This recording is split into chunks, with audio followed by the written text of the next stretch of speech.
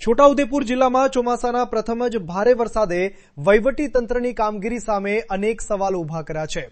સિહોદ અને પાવીજેતપુર વચ્ચે બનાવવામાં આવેલા ડાયવર્ઝનમાં ગાબડું પડતા વાહન વ્યવહારને ગંભીર અસર પહોંચી છે।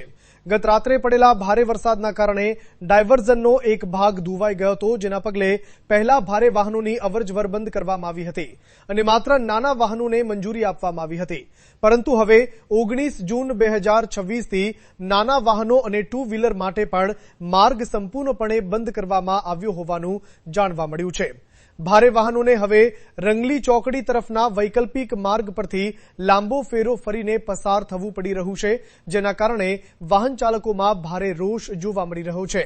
ઘટનાની જાણ થતાં જ નેશનલ હાઈવે ઓથોરિટીના અધિકારીઓ સ્થળ પર દોડી આવ્યા હતા અને તાત્કાલિક મરામત કામગીરી શરૂ કરી હતી। અધિકારીઓનો દાવો છે કે ઝડપથી રિપેરિંગ પૂર્ણ કરી માર્ગ ફરીથી વાહન વ્યવહાર માટે ખુલ્લો મૂકવામાં આવશે, પરંતુ સ્થાનિકોમાં એક જ ચર્ચા।